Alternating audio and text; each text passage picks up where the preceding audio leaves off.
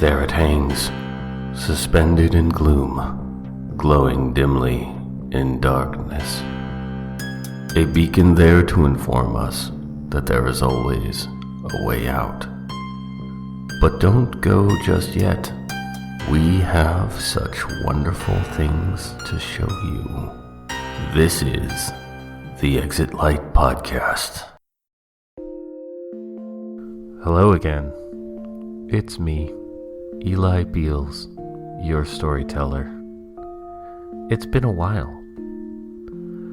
I felt it was time to turn the exit light back on. I kind of missed it. The thing that has been occupying my time will at some point be made known. But for now, let's just get into the story. I've been thinking about folk tales and how often their themes emerge, and yet some of these stories are thousands of years old, yet they remain relevant. Some are about heroes, some about little girls and their grandmas, and some about delusional kings and happy endings were rare, but always cautionary, with clear moral lines to follow. I think it's something that endures passing trends, a constant in a world of changes. No matter how the narrative shifts in our collective story, we will remember why it's never good to cry wolf unless one is actually coming to get you. In a way, these stories are why we are still here today. For good or bad, they remind us to remain vigilant, compassionate, generous, and brave in the face of nameless fear. So, I'm happy to present Stone Soup, Stone Heart.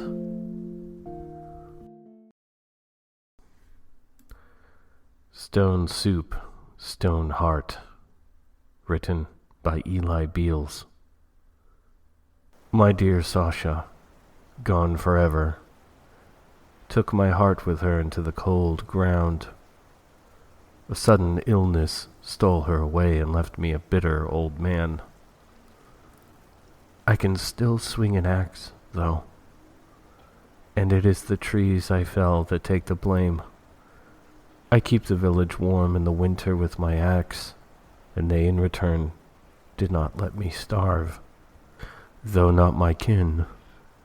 They treated me just as well, bless them. One of my ropes snapped. I knew it would soon, and promised to repair it tomorrow. That was several tomorrows ago. By the time I had the day's timber moving again, it had gotten dark, and the cold began to needle its way beneath my heavy coat. The whiskey warms, but it is a treacherous friend, and so I went as fast as I could, trailing the sled, hoping my knots would hold. Unfamiliar voices filtered through the trees, and I slowed my pace, wary of this change. Along the road they went talking loudly, the smell of tannin trailing behind them. Trappers, I could only assume. But if they were trappers, they would surely be heading east, for if they hunted near settled land, that would make them poachers, and subsequently dead men. As their cart passed through a patch of moonlight, I could see that it was mostly empty, which weighed against any optimistic assumptions I had. Though my old bones ached from the cold, I remained quiet and determined to keep an eye on these travelers. They made no secret of their arrival. In fact, they grew more jovial as they neared my small village, announcing themselves as an amiable sort. If I detected some ploy, then it was only because I am slow to trusting outsiders so readily. They made camp in a clearing, a respectful distance from the nearest house, drawing some attention from the more curious residents.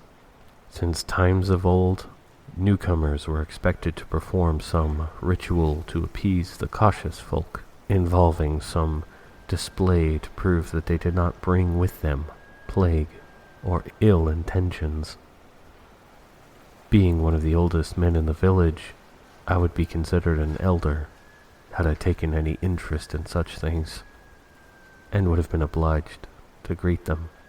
After some time, and perhaps some prodding, one of the elders came out, hat askew, to which he adjusted while stomping brusquely through the snow towards the newcomers. If only as a courtesy, the elder bid them welcome to camp, but from his frequent head-shaking and grim yet apologetic expressions, it was plain that he was refusing them any further hospitality. The travelers accepted this with grace and without protest. Though they bowed and deferred pleasantly enough, I knew that this was not an amicable retreat. I could see the doubt in the elder's eyes as he watched them backing away to the fringes. When the men burst into song, that doubt all but vanished. I could not blame him, relegated to the illusion of trust and safety. Such a pleasant fantasy. As the elder's doubts ebbed, my own swelled, taking no comfort in the gleeful chorus that issued from the trees. Gather the kindling, my friends, a roaring fire we tend. Build it high, build it wide, hot and bright where shadows die. Their voices, deep and stirring, caused more than a few curtains to part in the village, save one, mine, as it was empty. At that moment, I was almost glad that Sasha was not there. At day's end, with naught to sup, hollow belly, empty cup. No fish or fowl or meat and bone, else but hunger, cold and stone. The fire was soon blazing, and above it hung a pot that they began to fill with snow from nearby drifts to boil. Winter's gift, cold and clinging, won't still our hearts from singing. In the pot it goes, in the pot it flows, in the pot it boils, ere our hunger grows. By then they had an audience. Several villagers gathered near the cheerful blaze to hear their song, amusement and curiosity in their smiles. My suspicions almost relented, except for the hard glances the men exchanged. At this, I stayed hidden. Oh, for a root, a bulb, a sprig of thyme, a pot of cream, a cup of wine. What a feast it dreams to be. Alas, it is plain stone soup for me. The last word was punctuated with a splash as the tallest one of them dropped a stone into the steaming pot. He then made a grand display of stirring the soup with a large wooden spoon, taking a little sip every now and then, only to shake his head as if to say it wasn't quite ready. More people accumulated in the crowd, one or two of them bearing some kind of addition to the soup. A potato, a cup of cream, some cheese, brought willingly, despite the elder's assurance that there was none to spare. Even he returned with a small sack of barley, grinning sheepishly, caught up in this collective surge of generosity. Soon the aroma of the melange stirred even my hunger, and was again tempted to dismiss my misgivings. It was a smell of love, of comfort, and reminded me of Sasha and her unceasing warmth. "Why, look at this. Enough stone soup for everyone, it seems," the tall man announced. Then he looked at his men and shrugged. "What do you say, lads? Should we share?" The men in his troop replied with a hearty laugh in answer. Empty bowls were filled with expert speed, and no one sipped until everyone in attendance had one in their hands, as if waiting for the chef to give permission. For a moment I almost announced myself to join them. Something was off. Some detail was tugging at my preoccupied mind by the novelty of the scene. The bowls the men held were different. Why would they be different? And why did they have so many of them? Maybe I was being over-cautious, a little incredulous perhaps. And when the first person fell to their knees, coughing, I knew why. A nervous laugh, some choked-off exclamations followed by a collective doubling over and bodies collapsing to the ground. A young woman, still strong, managed about 10 paces before crashing into the snow a short distance from my hiding spot. Her fading gaze met mine for a moment. Wordlessly through the gushing blood, she mouthed, "Help me." Then she was still, fighting the impulse to charge out headlong, axe swinging.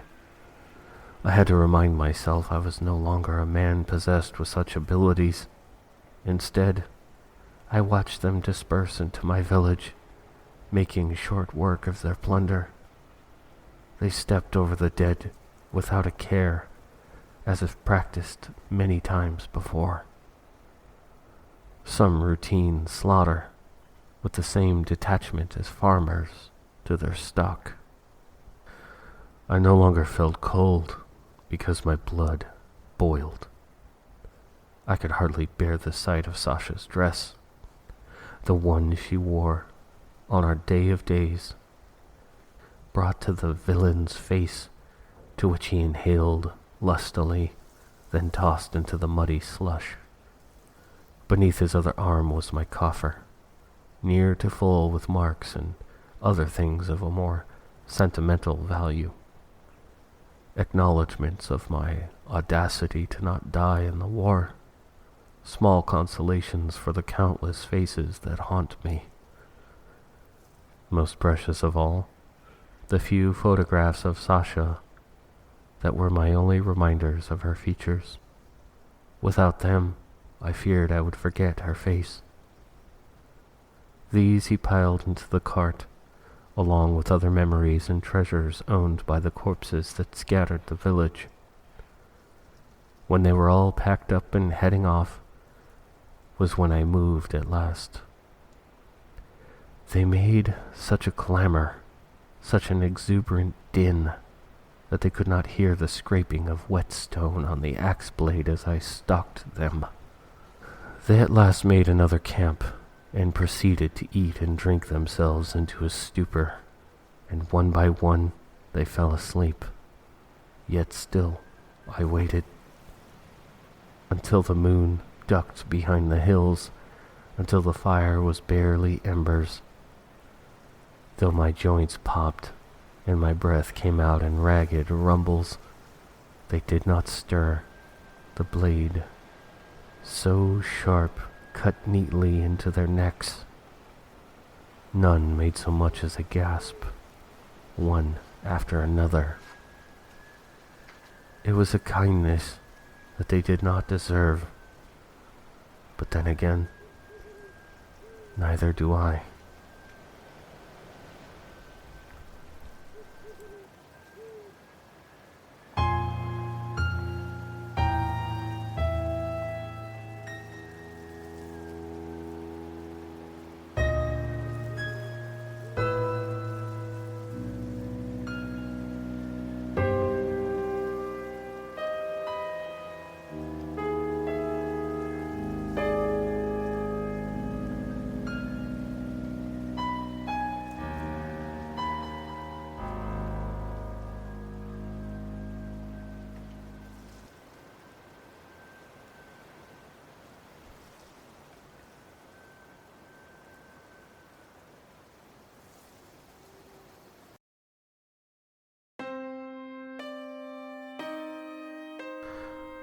that is all for the month. Thank you for listening, and I look forward to bringing another tale to your ears at the end of next month.